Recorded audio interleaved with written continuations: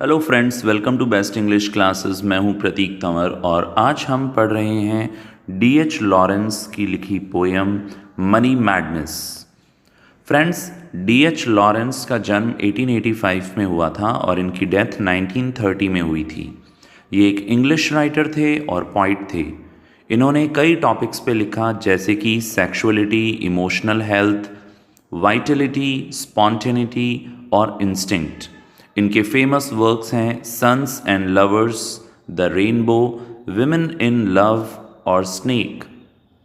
और आज भी हम इनकी बहुत ही इंटरेस्टिंग पोयम पढ़ने जा रहे हैं जिसका नाम है मनी मैडनेस। इसकी जो थीम है वो इसके नाम से ही जाहिर है, पैसा। कि लोग कितने मटेरियलिस्टिक हो गए हैं, कितने भौतिकवादी हो गए हैं। पैसे के लिए उनके अंदर लस्ट है, हवस है, और ये बहुत ही एक प्रीशियस चीज़ बन गई है। और अपनी वेल्थ, अपनी दौलत को प्रोटेक्ट करने के लिए लोग बहुत बुरे हो गए हैं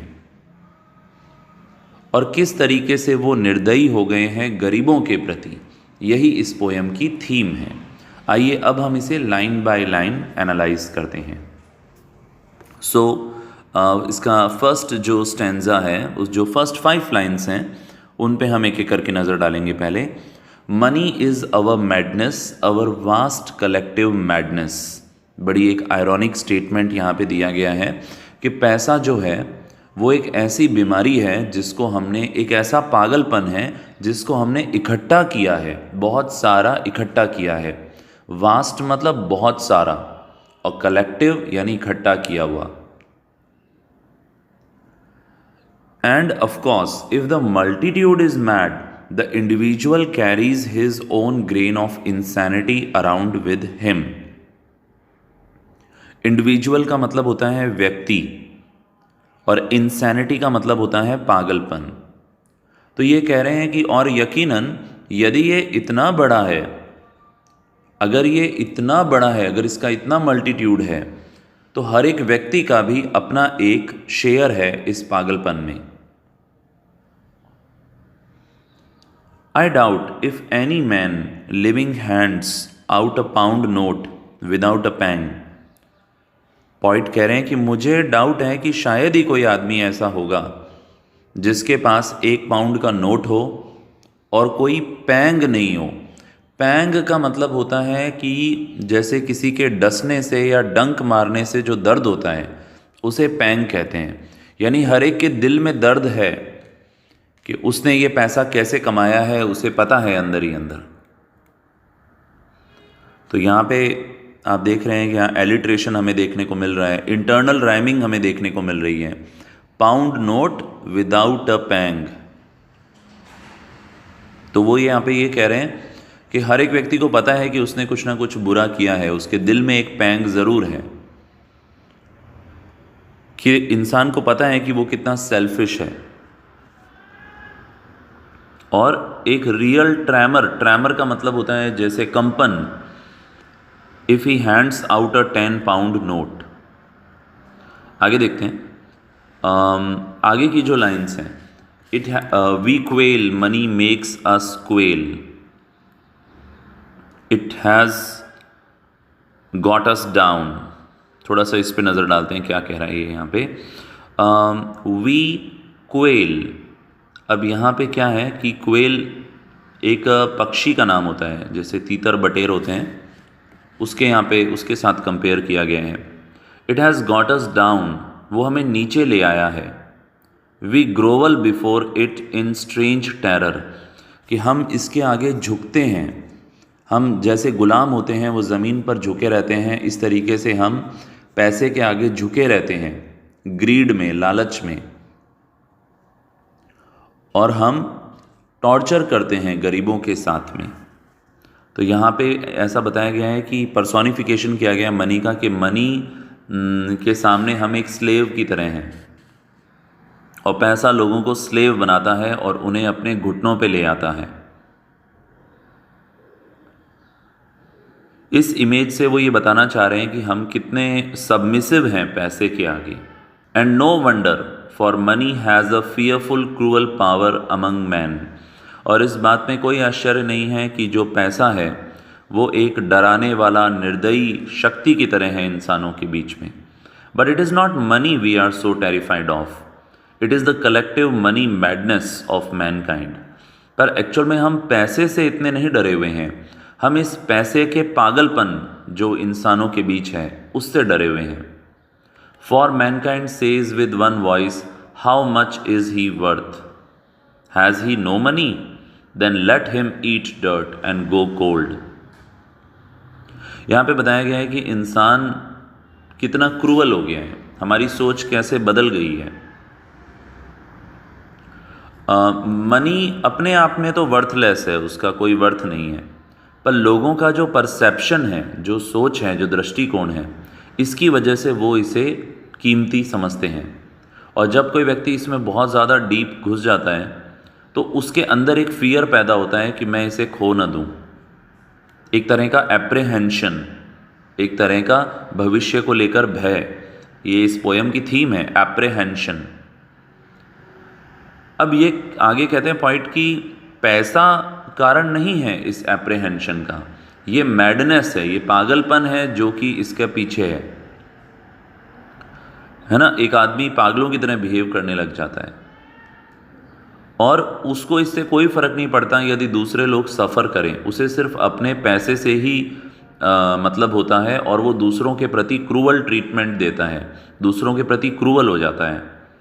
और वो ऐसा सोचता है कि यदि किसी के पास पैसा नहीं है तो उसको मुंह के बल गिरना चाहिए। ईट डर्ट का मतलब होता है मुंह के बल गिरना, और उसको ठंड में सर्दी लग जानी चाहिए, यानी कि उसको सफ़र करना चाहिए। And if I have no money they will give me a little bread so I do not die. अगर मेरे पास पैसा नहीं होगा, अगर मैं पेनी लेस हूँ, पेनी लेस मतलब अगर पैसा नहीं है मेरे पास में, तो लोग दो बार भी नहीं सोचेंगे मेरी निंदा करने से पहले, और वो कहेंगे भाई इसको थोड़ी रोटी दे दो, ये मरे नहीं ताकि। And if I have no money they will give me a little bread so I do not die but they will make me eat dirt with it. पर लोग चाहेंगे कि मैं ज़िंदा रहूं वो थोड़ी सी ब्रेड खाकर, पर मैं फिर भी उसके साथ मिट्टी खाऊं, यानी कि मैं रहूं उस बुरी हालत में ही। I shall have to eat dirt, मुझे मिट्टी खानी होगी। I shall have to eat dirt if I have no money. अगर मेरे पास पैसा नहीं होगा तो मुझे मिट्टी खानी होगी। मिट्टी खाने से यहाँ मतलब है कि बहुत ही बुरी हालत में रहना होगा। It is that I am frightened of, यही वो बात है जिससे मुझे डर लगता है, मुझे गरीब होने से डर लगता है। And that fear can become a delirium, और ये जो डर है ये एक पागलपन बन जाता है। डिलीरियम मतलब एक पागलपन के अंदर रहना। It is fear of my money mad fellow man, कि मुझे इसी बात का डर है, मुझे मेरे पैसे का डर है, मेरे साथियों, पैसे के पीछे पागल साथियों। तो यहाँ पे बताया गया है कि हमारा बिहेवियर चेंज हो जाता है कि लोग हेल्प करेंगे स्पीकर की, उसको रोटी तो देंगे, बट उसका जो सेल्फ है वो ख़त्म हो जाएगा। अब वो फाइनेंशियली किसी पर डिपेंड करेगा। तो यहाँ पे वो कह रहा है कि कितने बुरे हालात हैं, लोगों की सोच कैसे बदल गई है। यहाँ पे एक जगह हम रिपीटेशन भी देखते हैं, I shall have to eat dirt, I shall have to eat dirt. यहाँ पे पॉइंट ने अपनी मेंटल स्टेट को बताया है कि वो कितना टेंस है। उसके हिसाब से डर एक डिलीरियम में बदल जाता है और एक तरह का ये मेंटल डिसऑर्डर बन जाता है। अब हम देखेंगे lines 21 to 30। We must have some money to save us from eating dirt. हमारे पास कुछ पैसा होना ही चाहिए ताकि हमें बुरे दिन ना देखने पड़े। And this is all wrong, और ये बिल्कुल गलत तरीका है दुनिया का। ब्रेड शुड बी फ्री, रोटी मुफ्त होनी चाहिए। शेल्टर शुड बी फ्री, जो शरण है, घर है, वो फ्री होना चाहिए। फायर शुड बी फ्री, आग भी फ्री होनी चाहिए। टू ऑल, हर एक के लिए। And anybody, all and anybody, all over the world, सभी के लिए, सभी के लिए। तो यहाँ पे बता रहे हैं, एक फिर से एक आयरनी वाली बात है कि वो कह रहे हैं उनकी ज़िंदगी में मनी का क्या रोल है। बहुत ज़्यादा रोल है, हाँ इम्पॉर्टेंट है। ये लोगों को डर्ट खाने से बचाता है, मतलब बुरे हालातों में जाने से बचाता है, पैथेटिक कंडीशन में जाने से बचाता है। पर ये जो हमारी सोच है ना, यही तो गलत है। ये हमारी सोच गलत है कि पैसा ही सब कुछ है। कम से कम जो बेसिक नीड्स हैं सर्वाइवल की, वो सभी के लिए मुफ्त होनी चाहिए। वो है फूड, शेल्टर और फायर। अब यहाँ पे रिपीटेशन हुआ है ऑल एंड एनीबडी का। ये भी यहाँ पे बात पे एम्फेसिस देने के लिए, जोर देने के लिए, स्ट्रेस देने के लिए हुआ है। और जो लास्ट 3 लाइन्स हैं यहाँ पर, वो एक और इम्पॉर्टेंट आइडिया दे रहे हैं। वो कह रहे हैं ये जो मानवता है ये रूथलेस हो गई है, लोगों के अंदर सेंस नहीं रहा है और वो एक दूसरे को मार रहे हैं। We must regain our sanity about money. हमें फिर से प्राप्त करना होगा अपनी समझदारी को। सैनिटी मतलब समझदारी और इनसैनिटी मतलब पागलपन। We must regain our sanity, हमें फिर से समझदार बनना होगा पैसे के बारे में। Before we start killing one another about it, इससे पहले कि हम एक दूसरे को मारना शुरू कर दें इसके लिए। इट्स वन थिंग और द अदर, कि या तो आपको अच्छे इंसान बन जाओ या पैसा कमा लो, दोनों चीज़ें एक साथ नहीं हो सकती।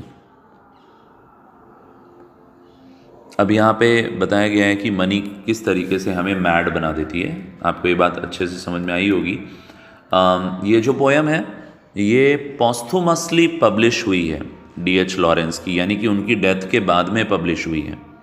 और उनकी पोएम्स में यही थीम्स ज़्यादातर देखने को मिलती हैं। क्रूएल्टी, इनह्यूमैनिटी, ब्रूटैलिटी, पैसिविज्म की एक झलक देखने को मिलती है, निराशावाद की, कि दुनिया में ये सब क्या हो रहा है। सो आई होप ये आपको अच्छे से समझ में आ गई होगी। यदि मेरी ये छोटी सी कोशिश आपको अच्छी लगी तो प्लीज़ चैनल को सब्सक्राइब करें, वीडियो को लाइक करें, अपने क्लासमेट्स के साथ शेयर करें और कमेंट बॉक्स में अपना फीडबैक ज़रूर दें। साथ ही उन चैप्टर्स के बारे में भी बताएं जिनके वीडियो आप मुझसे चाहते हैं। जल्दी फिर मिलेंगे। Thank you so much.